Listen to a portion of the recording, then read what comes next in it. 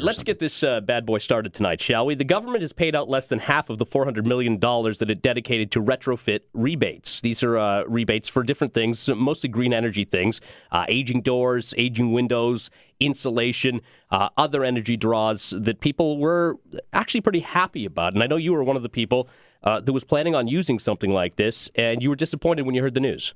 Yeah, definitely. I'm trying to remember what we did take advantage of. It might have been the provincial program, and then they reintroduced the federal program.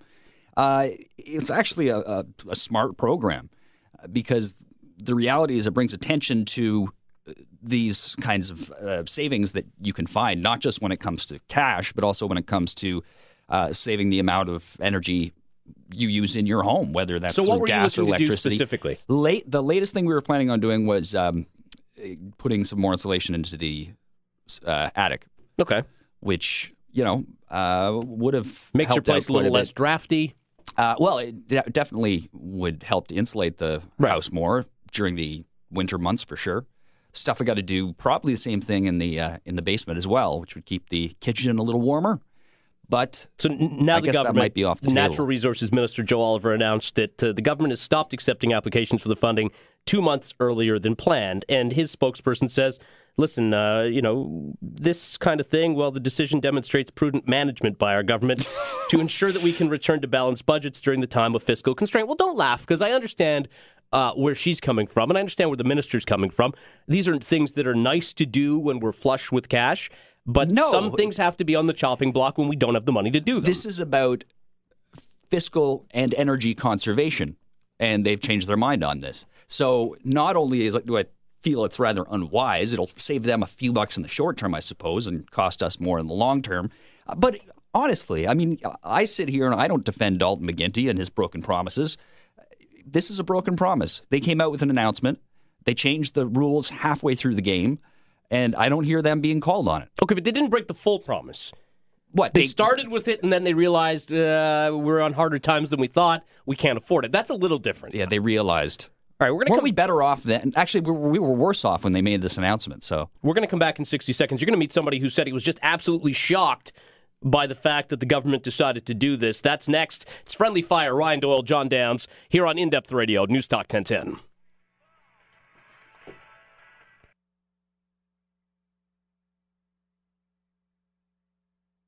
In-Depth Radio, News Talk 1010, Ryan Doyle, John Downs here on Friendly Fire. If you were planning on doing something around the house and relying on the $400 million the federal government dedicated in retrofit rebates, well, you're going to have to think again. Like Mr. Downs, many of you will be out of luck because on Sunday morning, the Minister of Natural Resources, in what was supposed to be, I guess, a feel-good announcement, tried to slip in the old, and by the way, we're canceling this program, no longer taking applications, good night, so long, we're closed, at the end of a press release.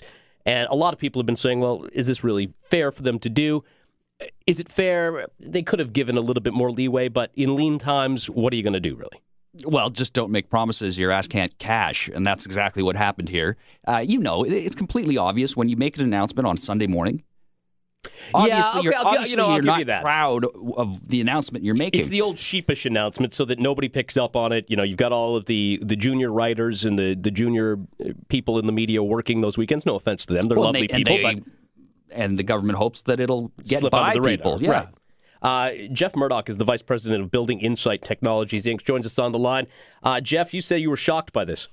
I was very shocked by this. I think what we need to remember is that the government brought back the ecoENERGY Retrofit program as a job creation measure. And they brought it back as a low-tax job creation measure because that was the theme of Budget 2011 that they brought down in June of 2011. And what's shocking is, over the last couple months, we've heard governments at all levels, the Prime Minister, premiers, governments around the world talking about the importance of job creation. And here we sit where on Sunday, Minister Oliver basically cut back and canceled the job creation program.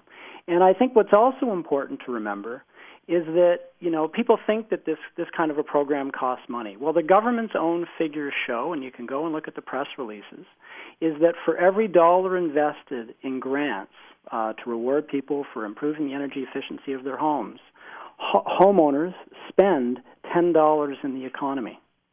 And what you need to remember is that people pay tax. When they go and spend that $10, governments collect tax. They collect GST in many provinces, HST in Ontario.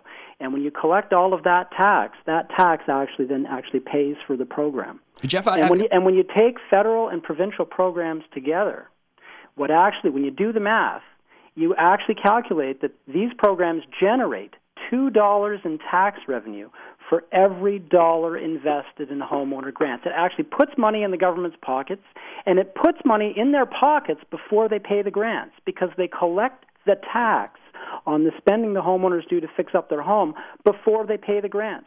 So it makes the money, and it's cash flow positive. So this myth that these home retrofit incentive programs cost money is not true. They generate jobs, they put government money in government's pockets, and of course all the other benefits that come with it, saving energy, at a time helping people manage and reduce their energy costs, and of course all of the environmental benefits that folks talk about. So Jeff, what's your theory as to why they made this move now? Well, I'm shocked and surprised. I just can't believe it. And the thing that's running through my mind is, what kind of message does this send Canadians? What kind of message does this send homeowners? And what kind of message does this send the retrofit industry? I mean, this is a time when we've got, again, leaders at all levels, the Prime Minister, Minister Oliver, but also all of the premiers across the country talking about, we've just started a conversation about the future of Canadian energy. And there's a whole bunch of controversial issues out there. You can't get away from it. But at this time, and the coalition that I support, the Save ecoENERGY Coalition, our message is save energy first. Our message is it's time to get serious about energy efficiency and make sure that energy efficiency is part of the conversation, and that the conversation isn't just about making new supplies of energy. Because at the end of the day, who is behind this then? If we're not behind which? Well, I'm going to ask you, if the government isn't being truthful with their word that this is something we just can't afford, then are you saying that there are maybe special interest groups that have lobbied the government, twisted their arms somehow to get them to scrap the program? Because it seems rather odd to me that a government would scrap a program that they once endorsed halfway through the game. To be honest, I just don't understand the logic of it whatsoever. I truly, honestly, I'm not just saying these words. I was shocked and surprised that the government would actually, they didn't just let the program end on March 31st, which is when it was supposed to end. They actually canceled it early, and they canceled it before, like in the June budget. They commit to $400 million for ecoENERGY. That was a commitment. There's no talk in the budget about 250,000 homeowners or registered homeowners. It's a $400 million commitment. And they haven't even spent half of that. All right, I got to put my tinfoil hat on this one, because I think about it. If they're discouraging us from saving as much gas and oil to heat our homes as possible, who profits off that? Well, that's not an area I'm going to go into. The coalition that I don't represent, but the coalition I'm a supporter of, and we're made up of the people who actually, improve the energy efficiency of houses, the people who upgrade the efficiency of heating and cooling equipment, the people who install high-performance windows and doors and siding and insulation manufacturers, as well as a whole host of environmental groups across the country, and small business, which are the small businesses that do the energy audits that qualify people for the grants and give homeowners the advice. And, we've come together. And, our philosophy is you just save energy first. And if you're not serious, and it's time for governments to get serious about energy efficiency. Jeff. And I think home retrofit, if we're not, and we've been working at this home retrofit programs on again, off again for the last 10 years. And what we're basically saying is, if you're not going to be serious about home retrofits, and I'm talking not just at a federal level, I'm talking at a provincial level too, because in Ontario, there is no provincial program at the moment. Okay? So, if you're not going to get serious about home retrofits, well, then you're not serious about energy efficiency. Jeff, and if you're not serious about energy efficiency, then you don't have the moral authority to start having big conversations about creating more energy. Well, we're going to continue. And that's where we sit. We're going to continue this conversation, but we thank you for the time. Okay, thank you. Jeff Murdock, Vice President of Building Insight Technologies, Inc. Why is everybody yelling at us lately? I don't know. Why is everybody so angry? I don't think he's angry. I think he's just trying to make his point. I know, he's very passionate. I love the passion of our guests. We'll let we'll hear some passion from the listeners. I've got some extra things to say, too. I'm sure you do. Star Talk, and I'm going to go into my conspiracy theory on this one. Star Talk, star 8255 71010 if you want to send a text. Ryan Doyle, John Downs, In-Depth Radio, News Talk 1010.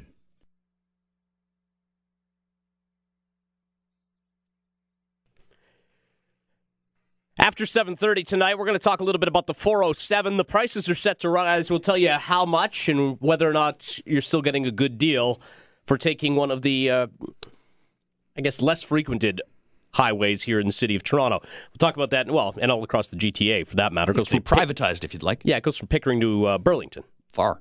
Yeah, it's a good stretch of land. Traveled it many times. And they're still working on it, Don't mind aren't the they? bill. Yes, as a matter of fact, they are. Wow. That thing one day will just be the best alternative to the 401. It is right now, but even when Really? as they keep it, well, we'll talk about it a little later We'll on. talk value for money as well, because Sure. you keep driving the 407 and you're never staying at the Trump. Well, speaking of value for money, $400 million was supposed to be dedicated by the federal government to your home if you were choosing to retrofit your home. All sorts of different things, aging doors, aging windows, insulation, all of those other things that have to do with energy and the environment. I think it's a little disingenuous to go as far as to say that waving this wand and getting insulation put in is going to be the solution to all of the green energy woes that we have in the province and in the country. It's not just green energy woes, it's job woes. Think about all the things the Conservatives mentioned when they launched the program. They said it was going to be a job creator. They said it was going to generate, in the end, it's going to generate taxation revenue. Plus, on top of that, it helps us to use less energy. Right, but is it going to be a job creator in the sense of what Barack Obama found out when he pumped a whole bunch of money into things like solar panels and wind farms where they're not getting used and a lot of the plants have had to shut down? Or is it going to be an actual job creator? Well, based on the fact that we replaced all the windows in our home at a cost of, I don't forget what we paid, $5,000, something like that. That money went to a company. A number of people had jobs for that day. A lot of cash was And how much of a spent. savings have you had because of it? Pretty substantial, actually. And you chalk it all up to the windows being replaced? That's a big part of it. No question about that. Yeah, before we had 20-year-old windows. Put in new windows, you don't turn up the thermostat as high in the winter or in the summer. Joe, go ahead. Yeah, and I think it was you, John, who asked who was the special interest in this issue. And the guy you were just talking to is the special interest. He's representing either the contractors, the installers, or the manufacturers. When someone buys a house, you would expect a furnace or windows to last 20 years, and then you're going to have to replace it. Right. Well, I think it's 12 actually for the windows, but we got in there. They were pretty old. They're trying to when the economy is booming and they're building new houses. People that are making windows, the manufacturers and the installers, and they're just constantly busy. They don't care about business. Now that the economy's slow, there's no new housing starts. They still have to run the factories and employ the installers. So they're looking. What do you mean there are no new housing starts? Have you been looking at the stats? Nothing near what it was in 2007 and 2008.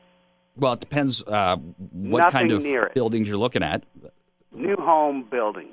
Well, and again, condos year to might year, count on that. you're probably right, but overall, every year can't be a housing boom either. I'm not going to completely disagree with you on this one. My point is simple. If this was a good move and they thought it was a good move and it was a job creator, why would they change it? The only reason I can think of was two. One is that, and it sounds out there, but if we're using less gas and oil to heat our homes, guess whose profits are not being pumped up as high? It would be the people who operate business in the province where, let's be honest, the Conservatives have priority. Al, go ahead. Hello, Al. Yeah, I don't understand that guy's logic. So what is he saying? He's saying that if you only spend money on retrogrades, that's the only money that generates revenue. So if I spend money on a restaurant, that doesn't generate tax revenue.